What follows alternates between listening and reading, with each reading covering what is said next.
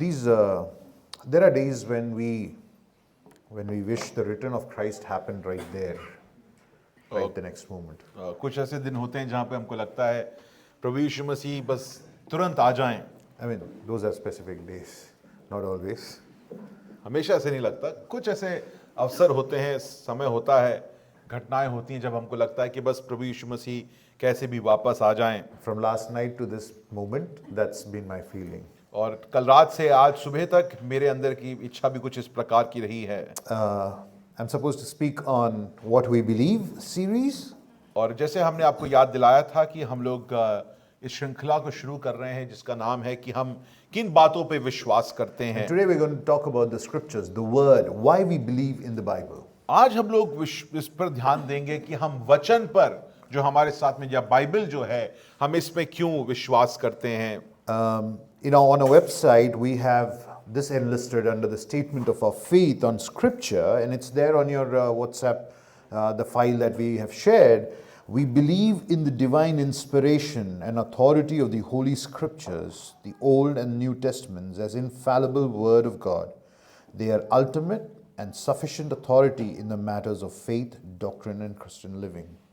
इस बात को हमने अपने वेबसाइट पे लिखा है और आपके सामने जो व्हाट्सएप में हमने जो शेयर किया है उसमें भी आप इस बात को देखते हैं। हम पवित्र वचन को दिव्य प्रेरणा और अधिकार में विश्वास करते हैं, अर्थात पुराने और नए नियम जो परमेश्वर का अचूक वचन है, ये विश्वास सिद्धांत और मसीही जीवन के मामलों में सर्वोच्च और पर्याप्त अधिकार रखते हैं।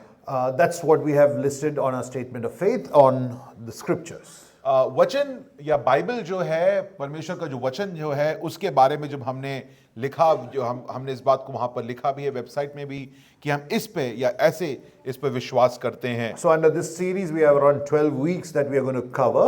इस श्रृंखला में हम लोग 12 हफ्ता लगाएंगे और 12 हफ्तों में हम लोग अलग अलग बातों को देखेंगे। We are going to do some heavy lifting because it's going to be doctrinal teachings. क्योंकि सिद्धांतिक बातों पर हम ध्यान लगाने वाले हैं तो ये थोड़ा जटिल जरूर होगा। Therefore I highly recommend good sleep in the nights. और इसलिए मैं चाहता हूं, मैं आपसे बोलना चाहता हूं कि आराम से सो के जरूर आएं। Because what you're going to hear is going to feel heavy and at times dry, because it is not just going to, right there on your practical life. It's going to be there mostly theologically. We'll try to apply it practically, definitely. इसमें से कुछ बातों जो हैं वो प्रायोगिक शायद नहीं होगी, तो आपके जीवन में ऐसा क्या, उससे क्या हो रहा है उसको शायद आप तुरंत समझ नहीं पाएंगे, परंतु परमेश्वर का वचन के बारे में, परमेश्वर के बारे में बातों को जब हम सीखते हैं तो शायद हमको कभी कभी वो थोड़ा सूखा लगेगा, कभी हमको लगेगा कि हमारे समझ के परे है, परंतु हमारे साथ में इस सफर में चलिए, इस गंतव्य में हम जरूर पहुंचेंगे। So I will advise, I will recommend, and I will urge you to cooperate with me, be in journey with me on this in this series. इसलिए मैं चाहता हूं कि हम लोग, मैं आपसे आग्रह करता हूं कि आप मेरे साथ इस सफर में जरूर चलें। हम लोग दोनों इस पथ पर अग्रसर रहेंगे जिससे कि हम गंतव्य जो है वो गंतव्य यह है कि हम इस बात को समझ पाए कि कलीसिया रूपक हम किन बातों पर विश्वास करते हैं, हम किन सिद्धांतिक बातों पर विश्वास करते हैं। So our time starts now, right now.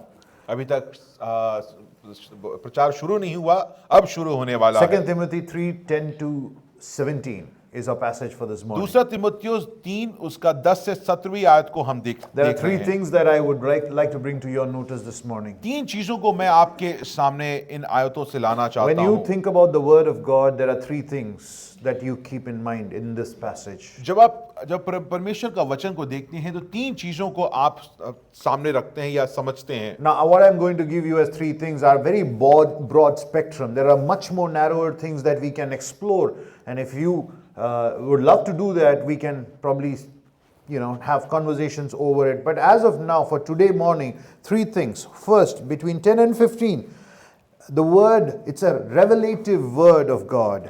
पहली चीज हम लोग देखते हैं कि ये प्रकाश देने वाली का देने वाला वचन है। Verse 16a, we're going to talk about the authoritative word of God. और 16वीं आयत में हम अधिकार पूर्ण वचन को देखना चाहते हैं। And 16b and 17, we're going to talk about the transformative word of God. और 16वीं आयत और 17वीं आयत में एक ऐसा वचन जो हमें बदल देता है, उसके बारे में हम पढ़ने जा रहे Now, हैं। I want you to read, let's look at the point 1, that is the revelative word. What do I mean by that? प्रकाशित वचन उससे हमारा क्या मतलब है, हम क्या मतलब निकालना चाहते Revelative हैं। word means the revealed word, a word which reveals. और पहला इसका ये मतलब है कि एक ऐसा वचन जो चीजों को हमारे सामने लेकर आता है। What does that mean? इसका क्या मतलब It है? means that Bible is a revealed knowledge of God by God. इसका ये मतलब है कि परमेश्वर का जो ज्ञान जो है उसको परमेश्वर हमारे सामने या मनुष्यों के सामने प्रकाशित कर रहा We है। believe that Bible is the revelation by God और हम लोग about God. सीबीएफ द्वारका इस बात पे विश्वास करती है कि वचन जो है परमेश्वर के बारे में है और परमेश्वर के द्वारा दिखाया गया या बताया गया है। God reveals himself, for by God alone can we know God. यहां पर परमेश्वर स्वयं अपने आप को हमारे सामने प्रकाशित करता है, क्योंकि परमेश्वर ही परमेश्वर को हमारे सामने रख सकता है।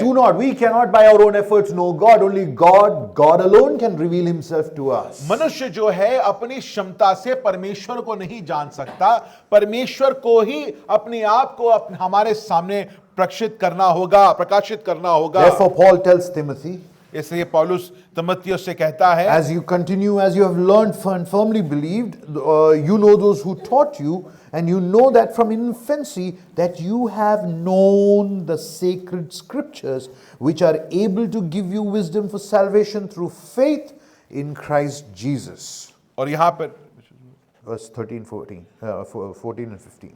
और यहाँ पर 14वीं और 15वीं आयत को यहाँ पर पौलुस तीमुथियुस से बोलता है, पर तू उन बातों पर जो तूने सीखी है और विश्वास किया है, ये जानकर दृढ़ बना रहे कि तूने उन्हें किन लोगों से सीखा है, और बचपन से ही पवित्र शास्त्र तेरे जाना हुआ है, जो तुझे मसीह पर विश्वास करने से उद्धार प्राप्त करने के लिए बुद्धिमान बना सकता है। Paul says, continue in this faith. और यहां पर पौलुस तीमुथियुस से कहता है, इस विश्वास पे अग्रसर या बढ़ते रहो। That which has been taught to you. जो चीजें तुम्हें सिखाई गई हैं। From where? तुम्हें कहां से सिखाई गई From हैं? the holy scriptures or sacred scriptures. यहां पर पौलुस कहता है, क्या कहता है, कहां से सिखाई गई हैं?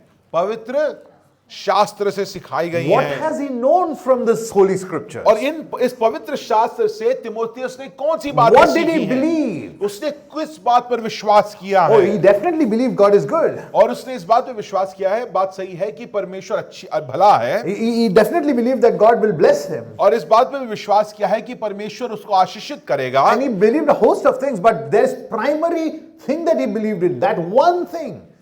And Paul says he believed in Jesus Christ. उसने कहा कि इन सब के ऊपर उसने एक प्राथमिक बात पे विश्वास किया है। वो क्या है?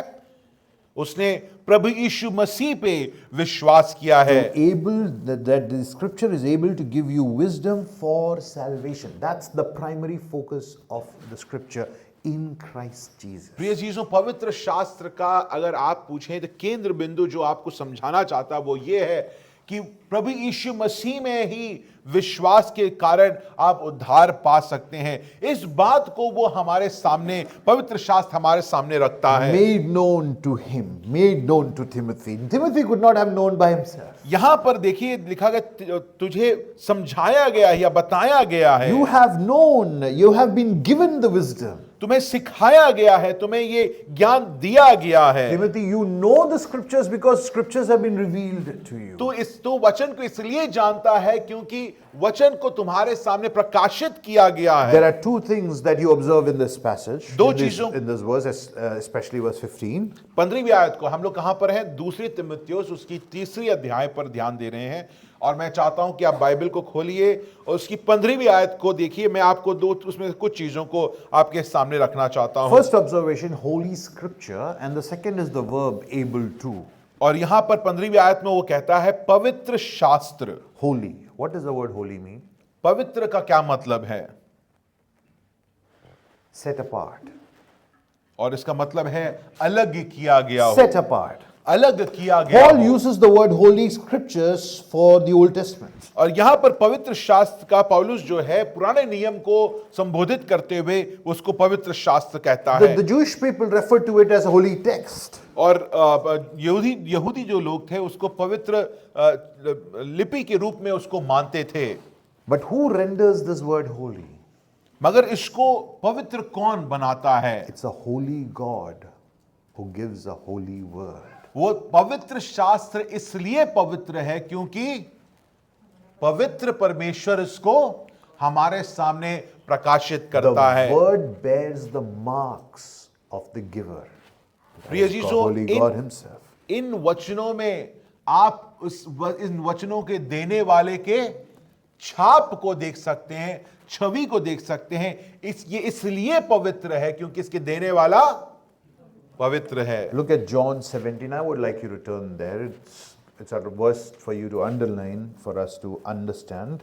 John 17:17. Jesus, in his high priestly prayer, says, "Sanctify them in truth, for your word is truth."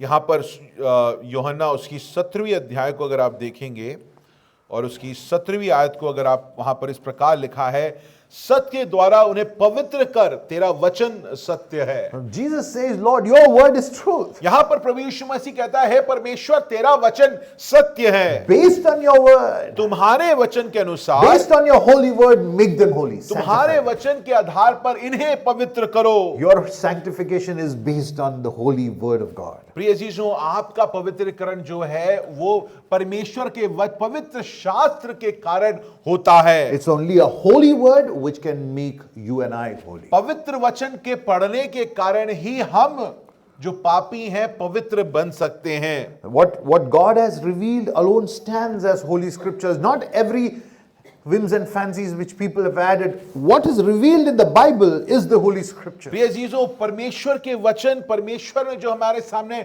प्रकाशित किया है वो ही पवित्र है। बाकी इधर उधर की बातें पवित्र नहीं। इस जमाने में, इस समय पर बाकी बहुत चीजें लिखी गई हैं, वो सब पवित्र नहीं है। परमेश्वर ने जो प्रकाशित किया है वचन में वो ही पवित्र है। Paul says, from your infancy, what you have been taught, what you have learned, and what you have firmly believed comes from the holy scriptures. और वो कहता है तुमने बचपन से जो सीखा है, पढ़ा है, समझा है, वो पवित्र शास्त्र से आता है। The copy of that book that you have in your hand is not collection of man's wisdom and petty sayings and his writing and man's imagination. This is self-revelation of God for you, and therefore what you have is holy scriptures in your hand. प्रिय जीजों, जो आपके हाथों में जो आप Bible लेकर आप बैठे हुए हैं, ये कोई काल्पनिक नहीं है, मानवीय नहीं है, मनुष्यों के द्वारा उनके शब्द नहीं है, परंतु पवित्र परमेश्वर ने अपने आप को हमारे सामने इस बाइबल के द्वारा प्रकाशित किया है। आप उसके वचन को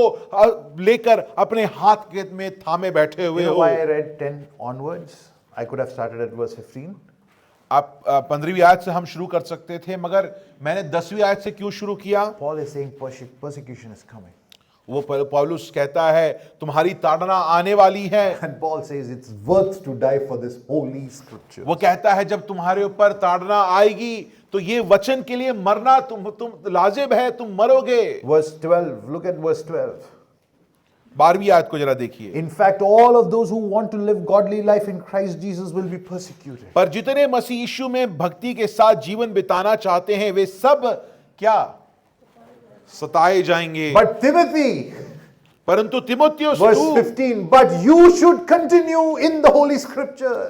तुम जो है तुम इस पवित्र वचन में अग्रसर रहो, बढ़ते रहो। Paul says, Timothy, get that straight into your head, वो ये बात तुम अपने मन में बसा लो, into your heart, तुम इसको अपने दिल में बसा लो। that the knowledge of Jesus' sonship and his redemption is not attained by human discovery, nor it could have been from human imagination. It comes from God and God alone. और वो कहता है कि परमेश्वर प्रभु यीशु मसीह के बारे में जो चीज प्रकाशित की गई है वो मानवीय नहीं है, मनुष्यों के द्वारा नहीं है, परमेश्वर ने अपने समय पर हमारे सामने प्रकाशित किया है। Therefore, the Bible doesn't start, Moses said so. It says, and God said. और यहां पर इसलिए बाइबल जो है वो मूसा के नाम से नहीं शुरू होता, परमेश्वर के नाम से शुरू The होता writer है। to the book of Hebrews, chapter 1, writes, God, who at various times and various ways spoke in time past to the fathers by prophets, and has in these last days spoken to us by his Son, whom he appointed heir of all things, through whom he has also made the worlds. Hebrew 1, verses 1 and 2. God has spoken.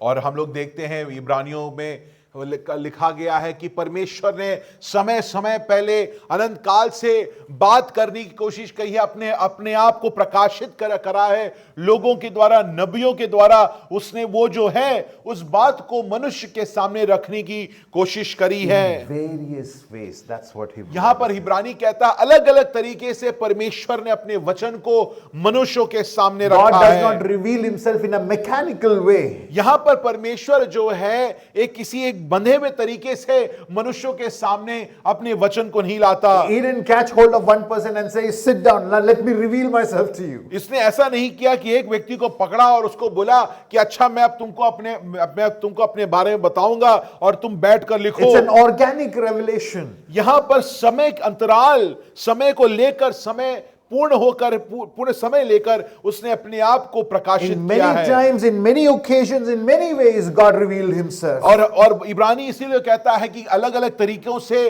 अलग अलग समयों में, अलग अलग बातों के द्वारा परमेश्वर ने अपने आप को मनुष्यों के सामने प्रकाशित God किया revealed है। himself, and I quote, in natural circumstances, environment, culture, language, gifts of the human writers. Therefore, why is this Holy Scriptures? Because God revealed himself through these scriptures. और यहाँ पर बहुत समय को देखिए, अलग अलग परिस्थितियों के द्वारा, मनुष्यों के द्वारा, नबियों के द्वारा परमेश्वर ने अपने वचन को हमारे सामने प्रकाशित किया है।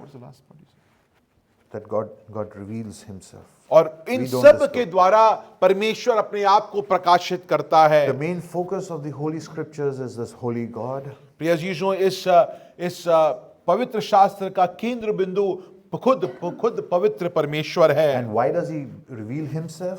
यहाँ पर परमेश्वर अपने आप को क्यों हमारे सामने रखता है? Because he wants us to understand who he is. प्रिय अजीजों, वो चाहता है कि हम बड़े ध्यान से समझें कि वो कौन है। When God reveals himself in his holy word, it is his personal address to people and to you and to people there and to us and to everyone. God personally addresses each प्रिय one अजीजों, of जब us. आप उसका वचन खोल के पढ़ते हैं तो परमेश्वर आपको व्यक्तिगत रूप में संबोधित कर रहा है। हमें वहां पर जो लोग खड़े हैं, अलग अलग देशों में जो लोग बैठकर वचन को पढ़ रहे हैं, उन सबको परमेश्वर व्यक्तिगत रूप में संबोधित कर रहा है। God reveals himself. जब परमेश्वर अपने आप को प्रकाशित करता है, It requires response. You cannot just sit there like that. आप वहां पर उसकी कोई प्रतिक्रिया होनी जरूरी है। See, आप वहां पर सिर्फ बैठकर आराम नहीं कर सकते The हैं। point is that probably we don't think this is God's word that we have in our hands. प्रतिक्रिया क्यों नहीं होता है? क्योंकि कई बार हमको लगता है, हमको कहीं ना कहीं थोड़ा सा ऐसा विश्वास है कि जिस वचन को हम लेकर बैठे हुए हैं, ये परमेश्वर का वचन नहीं है। We feel that this book is good for a Sunday morning and not beyond that. हमको लगता है कि संडे मॉर्निंग इसको लेके जाना ठीक है, उतना काफी है, इसको लेके चलेंगे, दो शब्द इधर उधर पढ़ लेंगे, उससे ज्यादा इसका कोई मतलब नहीं है। Why does it call for a response? यहां पर परमेश्वर का वचन हमसे प्रतिक्रिया क्यों चाहता है? Because Paul says it is able to give you wisdom unto salvation. पौलुस कहता है कि ये तुम्हें ज्ञान बढ़ाएगा, तुम्हें उद्धार की तरफ लेके जाएगा। This is not some random revelation of God. यहां पर ऐसा नहीं कि परमेश्वर को जो मर्जी आया या परमेश्वर ने इधर उधर की दो बातें अपने बारे में प्रकाशित कर दी। He is not saying, I will send you healing, I will bless you with money, I will prosper you. Rather, he says one thing. यहां पर परमेश्वर का वचन, पवित्र शास्त्र का केंद्र बिंदु ये नहीं कि मैं तुम्हें चंगा करूंगा, मैं तुम्हें आशीषित करूंगा, ये इसका केंद्र बिंदु नहीं है। प्रिय अजीजों, पवित्र शास्त्र एक चीज हमें बताता है। One thing. पहले किताब से आखिरी किताब तक एक बात हमें बताता है। Able to give you wisdom for salvation in Christ Jesus. वो कहता है कि ये वचन तुम्हें वो ज्ञान देगा जिससे कि तुम प्रभु यीशु मसीह में उद्धार प्राप्त कर सको। The word makes one wise. Do you get that language? प्रिय जीसो, आप इसको देखते हैं, ये वचन जो है हमें ज्ञानी बनाता है, हमें हमारे में बुद्धि को बढ़ाता है। What does the word revelation mean? यहां पर प्रकाशन जो है उसका क्या मतलब है? Revelation means to uncover.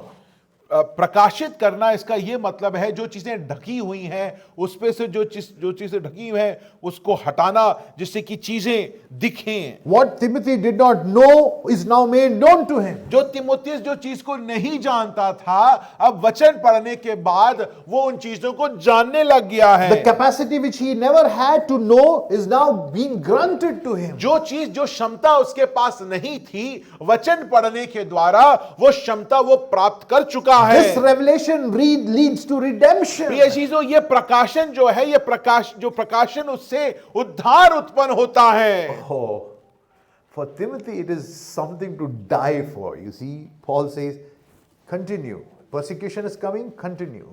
और यहां पर ये एक ऐसी चीज है जिसके लिए तीमुथियुस अपने जान को भी देने के लिए तैयार है, और पौलुस इसलिए उसे उत्साहित करता है, प्रोत्साहित करता है कि इसी विश्वास में तुम बढ़ते रहो। God has revealed himself to you, Timothy. और यहां पर वो कहता है कि परमेश्वर ने, हे तीमुथियुस, तुमको तो अपने आप को तुम्हारे सामने प्रकाशित कर दिया What है। are you doing with this revelation? तो और सवाल अब उठता है कि इस प्रकाशन से, इस प्रकाशित जो वचन से हम क्या कर रहे हैं? Now, that's the revelation part of the word. But this word is revelative and authoritative. Verse 16. अब 16वीं आयत को जब हम पढ़ते हैं, पहला ये वचन जो है ये प्रकाशित करता है, दूसरा ये अधिकारपूर्ण वचन है। Verse 16 says, all scripture is inspired by God and is profitable for teaching, for rebuking, for correcting, for training in righteousness. Our focus will be for this point on the first part. All scripture is God breathed.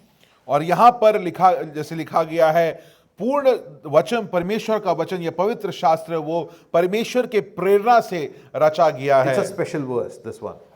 प्रिय जीजों, 3:16 जो है बहुत ही एक ऐसा वचन है जिसे हमें ध्यानपूर्वक पढ़ना It's special चाहिए। because it says something special. ये इसलिए खास है क्योंकि ये हमें कोई बात, एक खास बात हमें बता रहा But है। it's also special because Paul abruptly places it without any connection to the preceding verse. और यहां पर 16वीं आयत में 15वीं आयत से उसका कोई मेल जोल है नहीं, परंतु पौलुस जो है इसको उसमें जोड़ देता है। Paul doesn't say, for all scripture is God breathed. He just goes standalone statement, all scripture is God breathed. यहां पर ये नहीं कहता है कि इसलिए क्योंकि वचन जो है परमेश्वर के द्वारा, परमेश्वर की प्रेरणा से रची गई है। वो सिर्फ एक बात को, एक कथन को वहां पर रख देता है, वक्तव्य को रखता है, कहते हुए क्या कि सारा वचन परमेश्वर की प्रेरणा से रचा गया It is है। a truth statement.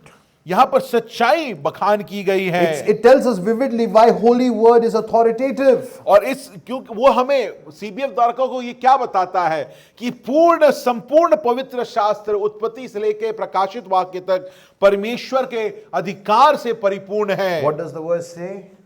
16वीं आयत में हमें क्या कहा गया है? All scripture, this is to say, all scripture is God breathed. यहां पे क्या लिखा गया है? थोड़ा पवित्र शास्त्र, संपूर्ण पवित्र शास्त्र परमेश्वर के प्रेरणा से रचा गया है। The word all in Greek is an interesting word. संपूर्ण जो है मूल भाषा में बड़ा दिलचस्प एक शब्द है। It means all. इसका मतलब है सब, पूर्ण, सारा। Did you get the interesting part of it? It means all.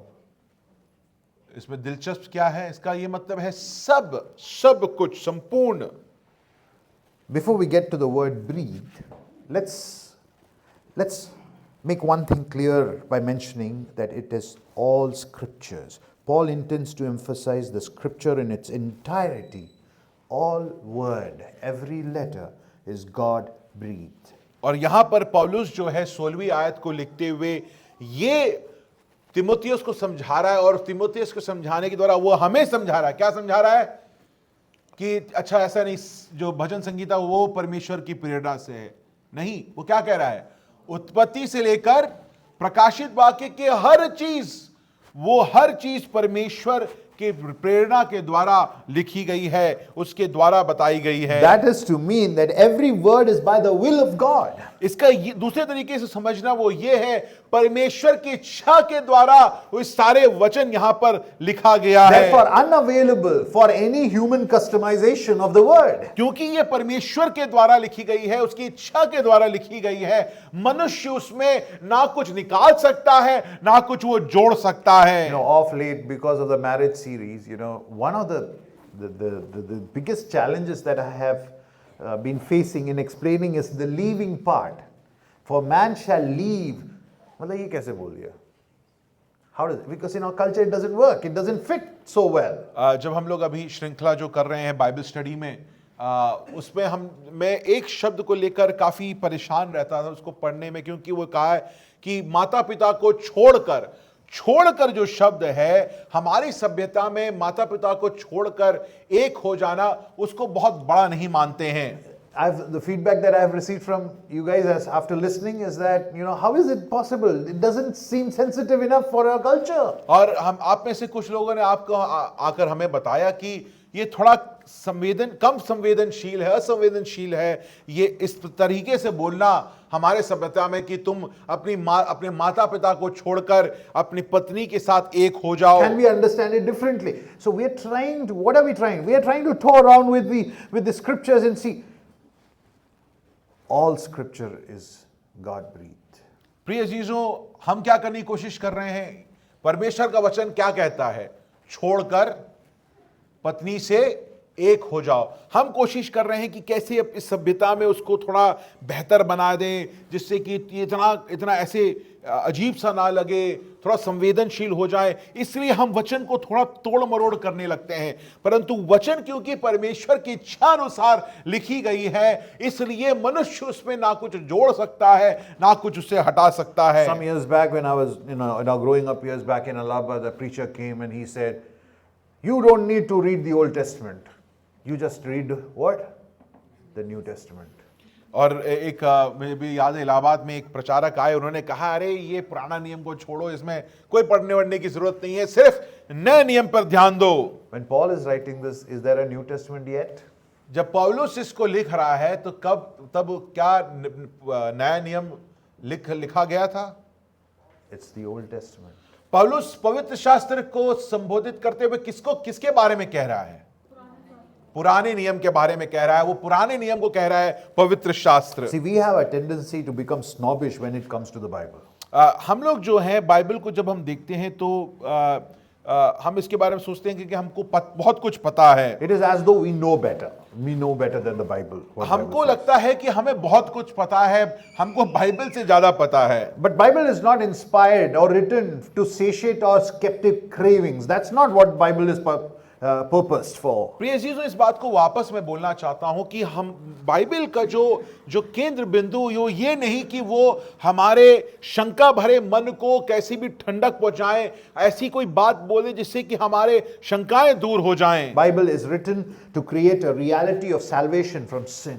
प्रिय चीजों, बाइबल का केंद्र बिंदु ये है कि वो एक सच्चाई को हमारे सामने पेश करे। वो क्या सच्चाई है? कि सिर्फ प्रभु यीशु मसीह में आप और हम उद्धार पा सकते हैं। Look what Westminster Confession of Faith says. The authority of the Holy Scripture depended not upon the testimony of any man or church, but wholly upon God, who is truth itself, the author thereof, and thereof it is to be received because it is the word of God. Westminster Confession of Faith जो है वो पवित्र शास्त्र के बारे में बताते हुए ये लिखा गया है वहां पर कि पवित्र शास्त्र का जो अधिकार जो है किसी मनुष्य पे नहीं है, ना ही किसी चर्च पर है, पर किस पे है? सिर्फ और सिर्फ परमेश्वर, अधिकार जो है परमेश्वर पर स्थापित किया गया है। और इसलिए जब उसको हम और आप पाते हैं, स्वीकार करते हैं, तो उसको किसके रूप में स्वीकार करना है? किसी मनुष्य के वचन के रूप में नहीं, परमेश्वर के वचन के रूप में उसको आप और हम स्वीकारित करते हैं। So what does Paul mean? All scriptures are God breathed. यहां पर जब पौलुस कहता है कि सारा वचन जो है हिंदी में प्रेरणा का इस्तेमाल किया गया है, Hindi does not do justice to the original word because prerna seems inspired, as in inspiring. Hindi में प्रेरणा प्रेरणा के रूप में आप ले सकते हैं। वो अगर आप उसको मूल भाषा में देखिएगा तो वहां पर प्रेरणा नहीं है। प्रेरणा क्या होता है कि कोई ऐसी आवाज आई, आपको प्रेरित किया है, आपको कुछ भी प्रेरित कर सकता है, परंतु मूल भाषा कुछ और हमें बताती The है। Greek word there is theopneustos. और थियोन्यूस्टोस करके उसको मूल भाषा में बताया Two गया words, है। Greek words. One is theos, that is God, and neustos, which is blow or exhale. और थियो दो शब्द को मिलाकर ये शब्द बनाया गया है। पहला थियो और न्यूस्टोस, दूसरा न्यूस्टोस। पहला थियोस का मतलब परमेश्वर और न्यूस्टोस का मतलब है उसके द्वारा फूका गया। So based on what Paul is saying, यहां पर पौलुस हमें फिर क्या कहना चाह रहा है? dear church, prima facie, what we hold in our hands is a copy of sovereign divine exhaling of an holy God. और यहां पर पौलुस की अगर बात को हम लोग उसी तरीके से, उन्हीं शब्दों को अगर हम लें तो परमेश्वर का वचन जो हम लोग हाथ में थामे हुए हैं वो क्या है? उसकी श्वास है जो हम अपने हाथों में लेकर बैठे हुए This हैं। is God's word. प्रिय सुनियो, ये परमेश्वर का वचन है। God willed it. ये परमेश्वर ने उसको इच्छापूरित It किया है। comes from Him. ये उस परमेश्वर से आती है। It is not man's imagination. मनुष्य की कोई कल्पना नहीं है। And therefore Bible is not an ordinary book. और इसलिए वचन जो है, पवित्र शास्त्र बाइबल जो है, एक साधारण किताब नहीं This is है। why Bible demands a response. और इसलिए प्रिय क्योंकि और इस कारण पवित्र शास्त्र को जब हम आम और आप पढ़ते हैं उसमें प्रतिक्रिया होनी जरूरी It है। demands that you engage, you open your Bible and study your Bible. इसलिए वो ये आपसे मांग करती है कि ये वचन को खोलो, पढ़ो। That is because this book is an active book. क्योंकि ये जो वचन है प्रिय अजीजों, वो क्रियाशील एक किताब है। It's a double-edged sword. परमेश्वर का वचन कहता है दो धारी तलवार है। For it creates a reality which is unknown to man. Man should have been in that reality. मन एक ऐसी सच्चाई मनुष्य के लिए दिखाता है, प्रकाशित करता है जिस सच्चाई में उसको रहना चाहिए था, मगर पाप कारण वो सच्चाई को देख नहीं सकता। So what does Paul mean by God breathed? तो यहां पर जब पौलुस कहता है ये परमेश्वर की सांस द्वारा फूकी गई है, Well, Paul is saying the authorship belongs to God. पौलुस कहता है इसका लेखक जो है वो परमेश्वर है। But is worded by human authors using their style and technique in their writing. और वो कहता है परमेश्वर का वचन है, परंतु परमेश्वर ने मनुष्य का इस्तेमाल करके उनकी पढ़ाई लिखाई, उनकी लिपि के इस्तेमाल कर अपने वचन को मनुष्यों के सामने प्रकाशित किया So, है। to say that Bible is an inspired text doesn't mean that there was a rush of emotion, somebody felt overwhelmed and started writing. यहां पर प्रेरणा जो शब्द हिंदी में इस्तेमाल किया गया है वो इसलिए गलत हो जाता है क्योंकि प्रेरणा प्रिय अजीजों उसका स्रोत हमें और आपको समझ नहीं आएगा। प्रेरणा कहीं से भी आ सकती है ना। प्रेरणा In our mid 90s, late 90s, famous music director Anu Malik would always be inspired by some music for his music. That's not what is happening here. हमको पता है कि अन्नू मलिक के जब अब गाने हम सुनते हैं और बाकी कई और म्यूजिक डायरेक्टर्स के, हमको पता है कि वो प्रेरित हो जाते थे। वो बोलते थे काफी प्रेरणा पूर्वक हमने ये गानों को लिखा है, मगर प्रेरणा उनकी आती थी कहीं और से, बाकी देशों से गानों को चोरी कर कर वो लिखते थे। परमेश्वर का वचन, इसलिए वो प्रेरित जो शब्द है वो अपने आप में थोड़ा गलत है क्योंकि मनुष्य की प्रेरणा मानवीय चीजों से, काल्पनिक चीजों से ही उत्पन्न होती है। मनुष्य अपने सीमा में ही प्रेरित होता है, परंतु वचन जो है पौलुस कहता है क्या है? परमेश्वर की श्वास है, उसके द्वारा, उसकी श्वास के द्वारा ये वचन लिखी गई है। In very near future, Blessing will have his eyes set on a very beautiful girl and will be inspired to write a poem. He writes very well. That's not what happens with the Bible writers. Do you get that? हमारे blessing जो हैं दिखने में ऐसे हैं मगर अपने आप में बहुत बड़े कवि हैं, और ऐसे कुछ समय आएगा कि अपनी बीवी को देखकर वो शायद एक कविता लिखेंगे उनसे प्रेरित होकर। वैसी प्रेरणा प्रिय चीजों परमेश्वर के वचन जो लिखा है, प्रेरणा वे प्रेरित कर रूप नहीं हम ले सकते हैं। शादी के बाद भी लिखना है। Look at what Peter says. Turn with me. 2 Peter 1:21. 2 Peter 1:21. दूसरा पत्रस 1 उसकी 21वीं आयत। For no prophecy was ever produced by the will of man, but men spoke from God as they were carried along by the Holy Spirit. पतरस यहां पे लिखते हुए कहता है, क्योंकि कोई भी भविष्यवाणी मनुष्य की इच्छा से कभी नहीं हुई, पर भक्त जन पवित्र आत्मा के द्वारा उभारे जाकर परमेश्वर की ओर से बोलते थे। Oh, they did not write on their will and of their own understanding. प्रिय चीजों, उन्होंने अपनी इच्छा के अनुसार, अपनी प्रेरणा के अनुसार ये वचन को नहीं लिखा Paul है। was not writing what he felt. पौलुस ने ये नहीं लिखा जो उसको लगा कि अच्छा मैं ये लिख देता Paul हूं। wrote what God exhaled. प्रिय चीजों, परमेश्वर ने जो श्वास ली उसको पौलुस ने लिखा। Paul wrote what God willed and purposed. परमेश्वर ने जो Each इच्छा, and every word. परमेश्वर ने जो इच्छा की उसको परमेश्वर उसको पौलुस ने लिखा। हर एक बिंदु, हर एक मात्रा को पौलुस ने परमेश्वर के इच्छा अनुसार But लिखा not है। in a trance. Self-aware, knew what he was writing, wrote in his own style. प्रिय चीजों, ऐसा नहीं कि किसी होश हवास खो बैठा, किसी एक मनन में उसने वचन को लिखा है। नहीं, उसने अपने तरीके से, अपने पृष्ठभूमि, अपनी पढ़ाई लिखाई का इस्तेमाल कर कर परमेश्वर की इच्छा पूर्वक, परमेश्वर के श्वास से होकर उसने इन वचन को लिखा है। What I understand, Paul is saying the word of God originates in the heart of God and is written by man using his own style and technique. वो पौलुस यहां पर कहता है क्योंकि वो उसकी श्वास है, तो पौलुस कहता है कि परमेश्वर के दिल से निकला हुआ वचन है जिसको मनुष्य अपने लिपि में अपने तरीके से लिख रहा है। Therefore, Peter is trying to tell us whatever scripture says should be taken as God says. और इसलिए पतरस कहता है इस कारण, क्योंकि ये परमेश्वर का श्वास है, जो भी वचन कहता है ये मनुष्य के लिए अनिवार्य है कि वो उसका पालन करे। Oh, this word is God's word.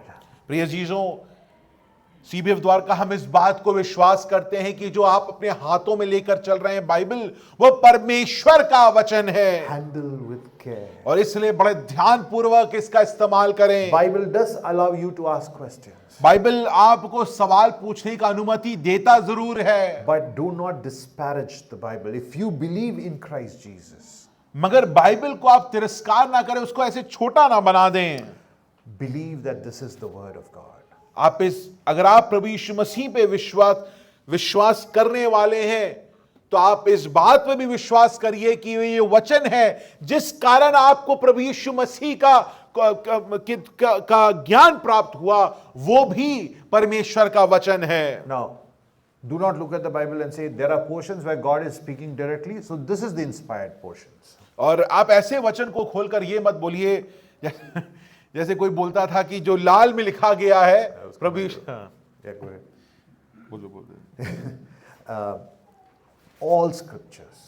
प्रिय चीजों, सारा संपूर्ण वचन जो है वो परमेश्वर के द्वारा लिखा गया है। What God said directly, जो परमेश्वर ने खुद बोला है, what Moses made as an editorial comment, और मूसा ने जो इस बात पर टिप्पणी करी है, and what Paul placed as something from his heart, पौलुस ने अपने मन के हिसाब से जो लिखा है, all scripture is God breathed. प्रिय चीजों, जो हम अपने हाथ में पकड़े हुए हैं वो परमेश्वर की श्वास है, उसके द्वारा लिखी गई है। Jesus says all scripture is God's word. प्रभु यीशु मसीह खुद कहता है कि हर सारा वचन परमेश्वर के द्वारा है। Turn with me to Matthew's Gospel 19, verse 4 and 5. The discussion here is about the divorce. मत्ती 19:4 और 5वीं आयत को जरा देखिए। We are not going to talk about divorce and remarriage right now. That's not what is intended. But look at verses 4 and 5. मत्ती 19:4 और 5वीं आयत को देखिए। Haven't you read, Jesus said, replying, that he who created them in the beginning made them male and female? Who is Jesus talking about? Who is saying this? Who is Jesus quoting here? यहां पर प्रभु यीशु मसीह किस संदर्भ में This is लिख why रहे I हैं? said, please catch up on good sleep on Saturday nights, okay? Going forward, because you will go. Now, who is Jesus saying? Who is Jesus saying? Yeah, I mean, he's talking to यहाँ पर- Pharisees, but who is he quoting? Who is देखिए he आप speaking? चौथी आयत को जरा चौथी आयत को जरा पढ़िए। यहां पे लिखा है उसने उत्तर दिया, क्या तुमने नहीं पढ़ा कि जिसने जिसने कौन है जिसने? परमेश्वर, right? God, right? So, one who created them in the beginning made them male and female. He also said, who he? He, who? Who? God said, for this reason a man will leave his father and mother and be joined to his wife and two will become one flesh. Did God say that? तो Did God say that? Moses said that, right? Yes, Moses said that. But Jesus looks at that too, what Moses said, as God said. Do you see that? Do you see that? When Jesus looks at that passage, yes, Moses made an editorial comment on that passage. That's why he put a therefore there. But when Jesus sees it, yes, a human author is there, a human writer is there, but God said it. चौथी आयत को आप जरा ध्यान से पढ़ेंगे तो आप वहां पे लिखा है, क्या तुमने नहीं पढ़ा कि जिसने उन्हें बनाया उसने आरंभ से नर और नारी बनाकर कहा। तो इसको अगर आप देखिए कि जिसने और उसने जो इस्तेमाल किया है, प्रभु यीशु मसीह परमेश्वर का हवाला देते हुए यहां पर कहता है कि प्रभु परमेश्वर ने बताया कि उस परमेश्वर ने उनको आरंभ से नर और नारी बनाकर कहा। और इसके बाद आप देखेंगे वहां पर एक इन्वर्टेड कॉमास में लिखा गया है, इस कारण मनुष्य अपने माता पिता से अलग होकर अपनी पत्नी के साथ रहेगा और वे दोनों एक तन होंगे। पहली आयत को प्रभु यीशु मसीह परमेश्वर कहता है करके उसका हवाला देते हुए कहता है। उसके बाद जब वो पांचवी आयत में आता है, पांचवी आयत में हम समझते हैं कि मूसा ने जब ये पढ़ा, मूसा को ये बात बताई गई कि वो लिखेगा कि इस कारण, ये मूसा का कथन है कि इस कारण मनुष्य अपने माता पिता से अलग होकर अपनी पत्नी के साथ रहेगा। Therefore, to highlight Jesus' words in red is not such a good idea. और इसलिए सिर्फ आप प्रभु यीशु मसीह के कई बाइबल में अगर आप देखेंगे, इंग्लिश बाइबल में वहां पर प्रभु यीशु मसीह के वचनों को लाल में लिखा जाता है। और हम कुछ लोगों को जानते थे कि वो सिर्फ वही पढ़ते थे क्योंकि ये उनको लगता था कि सिर्फ यही परमेश्वर के द्वारा परमेश्वर के वचन हैं, इसलिए उनको पढ़ते हैं। वैसा हम नहीं पढ़ सकते हैं। जब इन चार और पांचवी आयत में हम इस बात को प्रभु यीशु मसीह खुद परमेश्वर का हवाला देते हुए कहता है, उसके बाद वो मूसा का हवाला देते हुए इन अपने शब्दों को Therefore, Paul says God has exhaled this. और इसलिए पौलुस कहता है परमेश्वर ने अपनी श्वास इसमें डाली Therefore, है, this is God's word, इसलिए ये परमेश्वर का वचन and it है, is about Him and His revelation. ये उसके बारे में है, उसकी प्रकाशन है। And therefore it has an authority over your life by the virtue that it is God who has revealed this word. और इस कारण क्योंकि परमेश्वर ने अपने आप को प्रकाशित किया है, इस कारण वो तुम्हारे जीवन पर उसका अधिकार बनता है। Paul is telling Timothy in the light of the coming persecutions. और पौलुस यहां पर तिमोथी से कहता है, जो सताव आने वाला है, जो पीड़ा आने वाली है, Are you going to act on your feeling and on your intuition, or are you going to stand up by the word? वो कहता है क्या तुम अपने भावनाओं के से इस जो ताड़ना को झेलोगे कि क्या तुम परमेश्वर के वचन पर स्थापित होगे? Will you cow down to the emperor or will you submit to the authority of the word, is what Paul is telling Timothy. पौलुस से सवाल तिमोथी से पूछ रहा है, क्या तुम अपने भावनाओं के कारण उस सम्राट के सामने झुक जाओगे या तुम परमेश्वर का वचन जिसमें उसने अपनी सांस डाली हुई है, श्वास डाली हुई है, उसके अधीन तुम हो जाओगे? Let me ask CBF Dwarka, do you believe that the Bible is the ultimate authority over your life because it is God's word for us? प्रिय जीजों, CBF द्वारका, मैं आपसे ये सवाल पूछना चाहता हूं, क्या परमेश्वर का वचन आपके जीवन में पूर्ण अधिकारित रूप से आपके जीवन को अधिकार में ले लेता है कि नहीं? That's what we believe on our statement of faith. This is what CBF Dwarka and believers and members of this church should affirm. We believe in the divine inspiration and the authority of the Holy Scriptures, both Old and the New Testament. CBF Dwarka हम इस बात को विश्वास करते हैं कि पुराना नियम और नया नियम जो है परमेश्वर का वचन है, परमेश्वर के द्वारा है और परमेश्वर के अधिकार से परिपूर्ण है, इसलिए वो हमारे जीवनों में अधिकार करता है। Look, when Jesus came into this world, प्रिय जीजों, जब प्रभु यीशु मसीह इस संसार में आया, he placed himself under the word. उसने अपने आप को वचन के अधीन किया। The word became flesh and placed himself under the word. जो वचन था वो देहधारी हुआ और उसने अपने आप को वचन के अधीन कर लिया। What was Jesus' repeated statement in his conversation? प्रभु यीशु मसीह अपने वार्तालाप में ऐसी कौन सी बात बार बार दोहराता था? For it is Written. वो बार बार ये कहता था क्योंकि ऐसा लिखा गया In है। Matthew's Gospel 4:4, Jesus says, "It is written. It is written." और What is written? मत्ती 4:4 में प्रभु यीशु मसीह कहता है इसलिए लिखा गया है, Man shall not live on bread alone, but on every word. Notice that.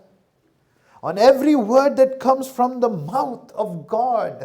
यहां पर 4:4 में लिखा गया है, यीशु ने उत्तर दिया, लिखा है। क्या लिखा है? मनुष्य केवल रोटी से नहीं परंतु हर एक वचन से जो परमेश्वर के मुख से निकलता है जीवित रहेगा। Every word, your Bible in your hands, dear church, प्रिय जीजों, dear friends, dear believers. CBF में जो बैठे हुए हैं हर विश्वासी, आपके बाइबल में का हर वचन, Every word हर is वचन, God's word in this Bible. प्रिय जीजों, वह हर वचन आपके बाइबल में परमेश्वर का वचन है। And because it's God's और word, क्योंकि ये परमेश्वर it का has है, an authority over your life. इसलिए वो आपके जीवन में आपके जीवन के ऊपर अधिकार करता है। Let me ask you, what do you live by?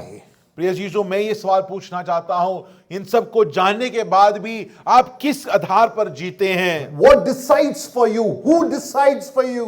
कौन सी चीज आपकी निर्णय में आपकी सहायता करता है? You see, if the word is not your authority, प्रिय जीजों, अगर परमेश्वर का वचन के आपके जीवन पर अधिकार नहीं then है, surely something or someone is the authority, तो or you are the authority of your life. कोई और चीज आपके जीवन पर अधिकार करता है या आप अपने जीवन पर अधिकार करके बैठे It हैं। can be your family, culture, experience, feelings, whatever, anything can become an authority of your life. अगर परमेश्वर का वचन आपके जीवन पर अधिकार नहीं करता तो आप अपने जीवन में किसी और चीज को अधिकार बनाकर रह लेंगे, अधिक उसके नीचे रह लेंगे। वो आपका परिवार हो सकता है, आपकी नौकरी हो सकती है, आपका भावना हो सकता है, आपकी कलीसिया हो सकती है, उसमें कुछ भी हो सकता है। What is the problem of making that your ultimate authority? Because the problem is that they are transient in nature. They keep shifting. Their norms and standards keep shifting. अगर आप इस संसार की चीजों को अपने जीवन पर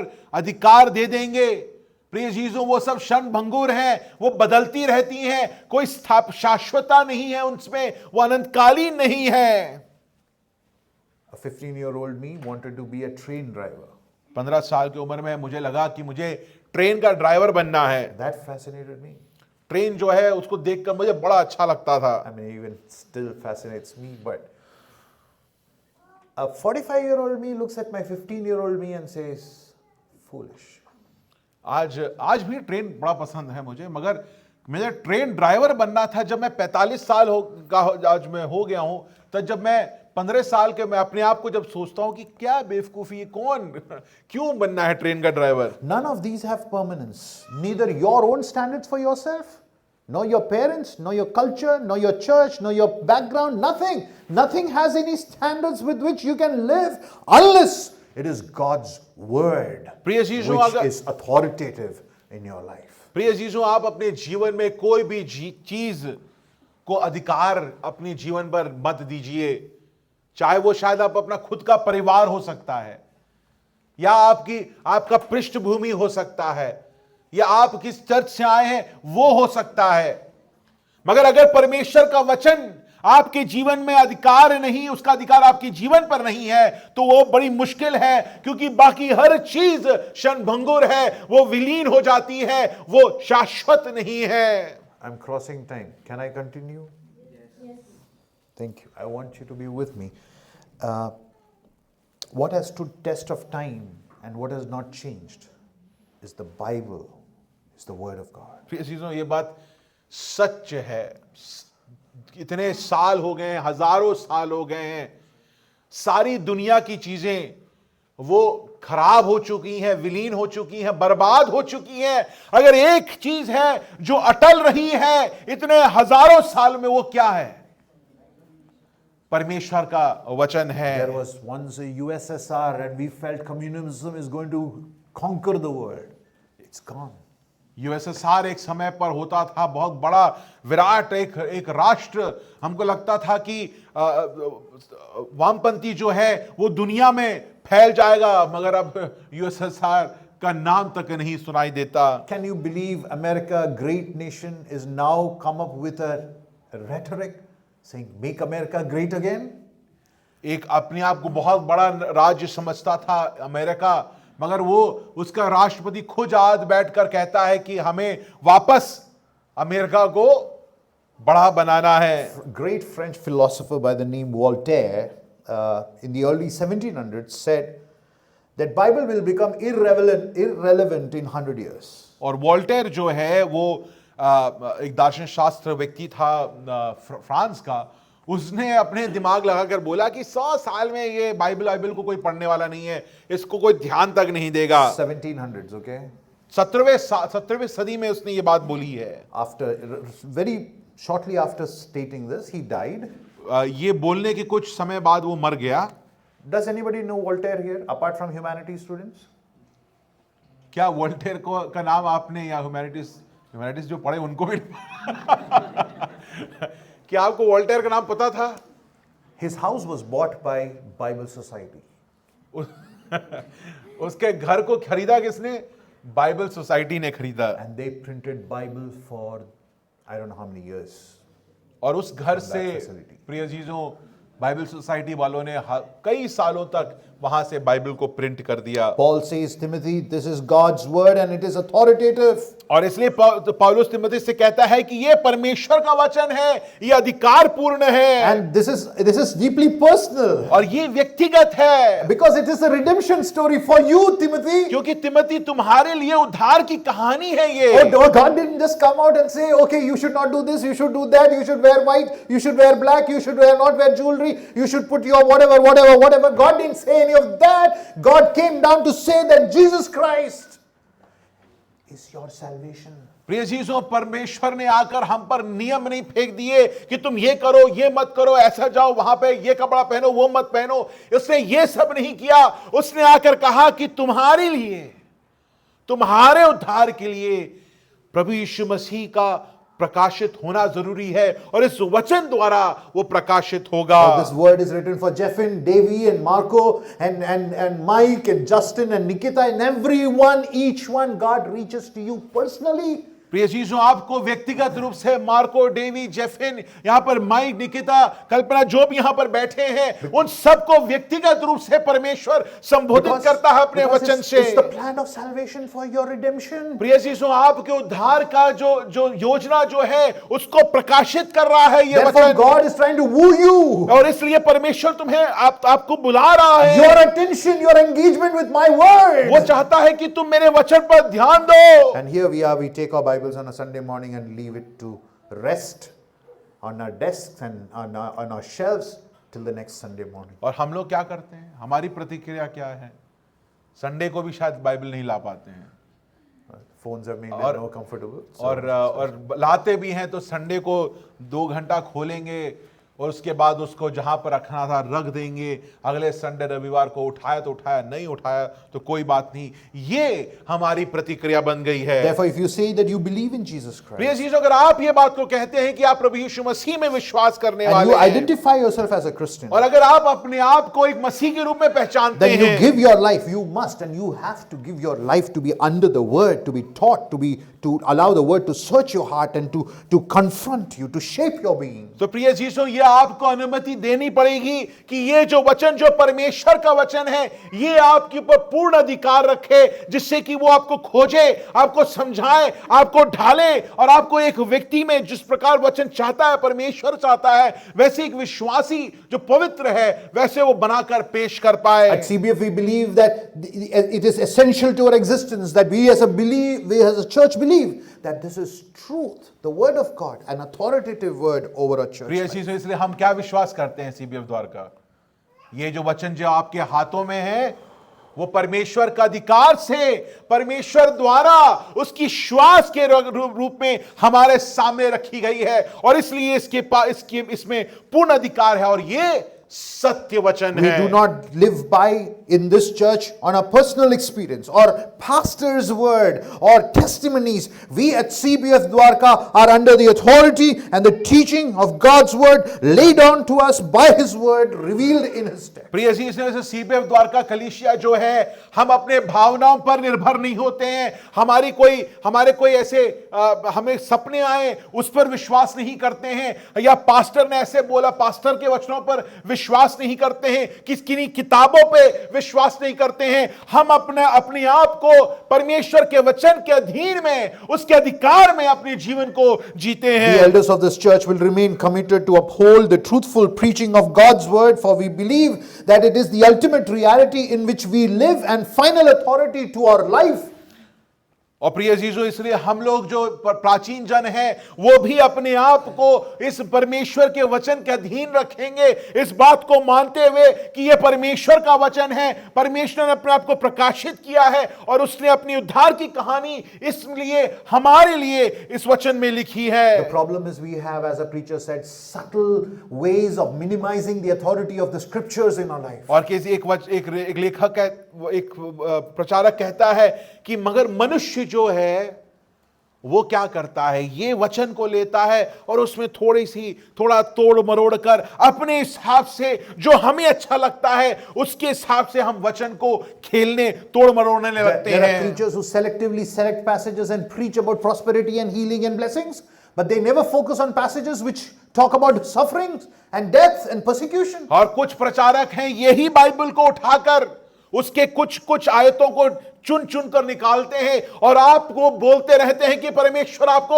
आशीषित करेगा, आपके जीवन सफल होगा, आपको दुख नहीं होगा, आप बहुत बड़े व्यक्ति बनेंगे, मगर उन आयतों को वो छोड़ देते हैं जहां पर परमेश्वर खुद कहता है कि एक मसीह होकर तुम सताए जाओगे, तुम्हारे जीवन में दुख होगा, तुम्हारे जीवन में मृत्यु होगी। We undermine the scriptures by pulling away from active engagement and reading of the text, by substituting it with some church activity. We are there regular on church, we are doing what church requires us to do, we do what we need to do, we have fellowship of the church, we also play badminton with church people, right? But where is the word? हम लोग क्या करते हैं, इसको छिपाने के लिए हम लोग परमेश्वर के वचन को ना पढ़कर हम कोशिश करते हैं कि एक कलीसिया में हम दिखे तो बहुत बढ़िया सीबीएफ बढ़िया तरीके से दिखें, उसके लिए हम सीबीएफ वालों के साथ रहते हैं, हम कलीसिया मीटिंग्स में जाते हैं, बढ़िया जिस तरीके से होना चाहिए, हम बैडमिंटन टीटी भी खेलते हैं, परंतु परमेश्वर के वचन को हम ना पढ़ने वाले बन जाते हैं। We undermine the authority of the scriptures by letting culture dictate how we read the scriptures and how we interpret it and how we apply it in our life. प्रिय जीजो, हम लोग अपनी सभ्यता, हमारी पृष्ठभूमि के कारण हम वचन के अधिकार को अपने जीवन से हटा देते हैं, या हम अपनी पृष्ठभूमि को लेकर हमारी सभ्यता से हम वचन को पढ़ते हैं और वचन को समझने की कोशिश करते हैं। प्रिय जीजो, ये दोनों अपने आप में गलत हो जाता है। I criticize, I'm critical of these tendencies, and I warn you not to be in such tendencies, because you will stunt your growth as a Christian. प्रिय जीजो, अगर ये सोच आपके मन में है तो मैं इसका सबसे बड़ा आलोचक हूं। मैं कहना चाहता हूं कि ये जो सोच जो है, जहां पर आप परमेश्वर के वचन को अपने जीवन में छोटा कर देते हैं या उसको तोड़ मरोड़ देते हैं, उससे आपकी हानि होगी, आप विश्वास में नहीं बढ़ेंगे, जिस परिपक्वता में आपको होना चाहिए आप कभी भी नहीं पहुंच पाएंगे। We can preach from here. प्रिय चीजों, Sunday after Sunday. हम लोग यहाँ खड़े होकर हर रविवार परमेश्वर के वचन को प्रचार जरूर करेंगे, If you are not growing in faith, मगर आप परमेश्वर के वचन को नहीं पढ़ने वाले हैं, then there are two things happening. तो दो चीजें होंगी। Either I am not preaching faithfully, या तो मैं परमेश्वर के वचन का प्रचार विश्वास योगपूर्ण से नहीं कर रहा हूं, or you are not a believer. या दूसरी चीज, या आप विश्वासी नहीं हैं। That call is for you to take. प्रिय अजीजों, ये जो इसको समझना और इसका निर्णय लेना, ये आपके हाथों में है। Let's look at the third one quickly. Transformative word. We have a word which is revelative, which is authoritative, and thirdly transformative. हमने देखा कि एक हमारे पास बाइबल जो है वो प्रकाशित करता है, दूसरा वो अधिकार पूर्ण है, और तीसरा ये हमें बदल देता है। Paul says, verse 16b and 17, it is profitable for teaching, rebuking, correcting, for training in righteousness, so that the man of God may be complete and equipped in every good work. और यहां पर अगर आप देखेंगे उस आयत में कि वो शिक्षा, ताड़ना, सुधार और धार्मिकता के प्रशिक्षण के लिए उपयोगी है। Why does it transform? प्रिय जीसो, ये हमें रूपांतरित क्यों करता है, हमें बदलता क्यों है? Look at the range he saw. It's good for teaching, it's good for rebuking, it's good for correcting, it's good for training, it's good for equipping. So why Paul sees in his such array of words? यहां पर जो है पौलुस जो है इन अलग अलग शब्दों के इस्तेमाल, कौन कौन शब्दों का एक बार ध्यान हिंदी में देखेंगे, परंतु उपदेश, चाल चलन, 17 राइट, 16b and 17. ये समझाने, सुधारने और धार्मिकता की शिक्षा के लिए लाभदायक है। Every time the God's word is preached, every time you sit to read your word, please remember, God is self-revealing himself to you. It is not a small thing, dear church. प्रिय चीजों, हम लोग quiet time, it's not merely a huge thing, it's the thing. That's what you're living for. प्रिय चीजों, जब आप परमेश्वर के वचन को खोल के पढ़ते हैं, वहां पर कोई छोटी चीज नहीं हो रही है। इस संसार के भूमंडल में सबसे बड़ी चीज हो रही है, जो सर्वभौम, सर्वव्यापी परमेश्वर अपने आप को आपके सामने व्यक्तिगत रूप में अपने आप को प्रकाशित कर रहा है। Every time we preach, every time you open your scriptures, let me quote, it is God's self-disclosure in repeat, his glory revealed. That makes this book powerful in correcting, training, reshaping, transforming us. प्रिय अजीजों, क्योंकि हर वक्त, हर क्षण जब आप Bible को खोल के पढ़ते हैं, परमेश्वर अपने आप को आपके सामने प्रकाशित करता है। इसलिए ये समझाने, सुधारने और आपको ढालने में सबसे ज्यादा महत्वपूर्ण एक यंत्र है, एक वचन है जो आपको बदलता है। Paul says, do not conform to the patterns of the world, but by the renewing of your mind be transformed. How does the mind get renewed? इसलिए पौलुस कहता है कि तुम इस संसार के दौर तरीकों में मत चलो, पर अपने मन को नवीन करो। आप अपने मन को नवीन कैसे कर सकते हैं प्रिय अजीजों? By sitting by the word, प्रिय अजीजों, which is the divine exhaling of a holy God. आप अपने मन को तभी नवीन कर सकते हैं जब आप अपने वचन को, अपने बाइबल को खोलकर पढ़ेंगे, जहां पर खुदा परमेश्वर, सर्वव्यापी, सर्वश्रेष्ठ परमेश्वर अपने आप को आपके सामने प्रकाशित कर रहा है। This doctrine reminds that God is always engaging with us. प्रिय अजीजों, ये सिद्धांत से हम ये बात समझते हैं कि परमेश्वर हमारे साथ हर वक्त हमको समझाने, हमको हमारे साथ लगा रहता है। He is calling for a personal response and a transformation. वो चाहता है कि हम लोग व्यक्तिगत रूप से बदलें, हमारे जीवन बदल जाएं उसके वचन को पढ़कर। It's an active two-edged sword which reminds us that it shapes us and reshapes us. और ये एक दो-धारी तलवार है जो हमें याद दिलाता है कि जहां पर भी वो लगेगा, वो भाग बदल जाएगा, एक नया रूप वो लेगा। In our fallenness, in our worthlessness, in our emotional dumps, Scripture reminds us of His love by revealing the love of Christ to us. चीजों, जब हम लोग हारे हुए अपने जीवन को जीते हैं, जब हम लोग ऐसे एक समय पे पहुंचते हैं जब हम पूरी तरह परास्त हो जाते हैं, तब वचन खोल के पढ़िए, वहां पर परमेश्वर अपने प्रेम को जो आपके लिए, हमारे लिए है, उसको आपके सामने प्रकाशित करता As है। someone said, Scripture is like an ever-present guide, even a confrontational friend, never allowing us to remain unchanged. प्रिय अजीजों, कोई इस बात को इस पर टिप्पणी करते हुए कहता है कि ये एक ऐसा व्यक्ति, एक ऐसा दोस्त है जो हमें सिर्फ दोस्ती नहीं निभाता, वो हमें दोस्ती निभाते हुए हमें समझाता है, हमेशा बदलता है, हर बात पर टोकता है, जिससे कि हम बेहतर विश्वासी बन पाए। Oh, when you resist the word of God, प्रिय and ji- when you stop reading the word of God, studying the word of God, मगर आप अगर परमेश्वर के वचन के लिए प्रतिरोध रखेंगे या आप पढ़ना छोड़ देंगे, you're resisting God from transforming your life. प्रिय जीसू, आप कुछ और नहीं कर रहे हैं। आप क्या कर रहे हैं? आप कह रहे हैं, खुले में कह रहे हैं कि मैं नहीं चाहता कि परमेश्वर मुझे बदले। With this perspective, we approach the scripture eagerly, expecting God to reveal His truth to us. प्रिय जीसू, इस नवीनता के संदर्भ में हम लोग अब वचन को खोलें, जिससे कि हम समझें कि वो हमें नवीन करेगा, हमें बदलेगा। I want you to turn to Jeremiah 15:16. मैं And I चाहता हूं- want you to underline this in your scripture. मैं चाहता हूं कि आप मेरे साथ यिर्मयाह 15 उसकी 16वीं आयत को खोलें। Your words were found.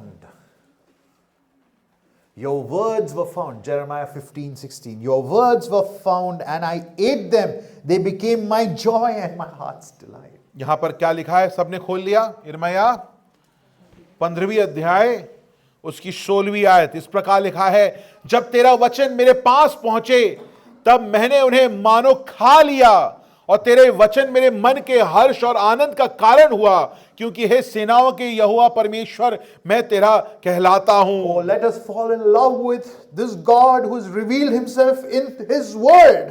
प्रिय जीसू, आइए हम आज की सुबह इस परमेश्वर से प्यार करने वाले बन पाए, क्योंकि उसने अपने आप को अपने वचन में प्रकाशित This is किया है। my plea with each one of you, dear church members. ये मेरी चेष्टा है, आग्रह है मैं सबसे, आपके सबके साथ। Get back to your Word. आप अपने बाइबल को खोलें।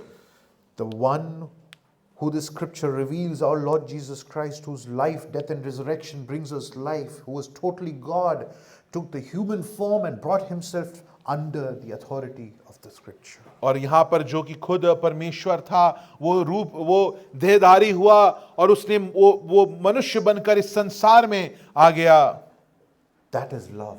प्रिय अजीजों, ये प्रेम है। And if you can see the love at the cross, प्रिय अजीजों, अगर आप उस प्रेम को उस क्रूस पर देख पाते हैं, or you open your Bibles, you will see the love of God.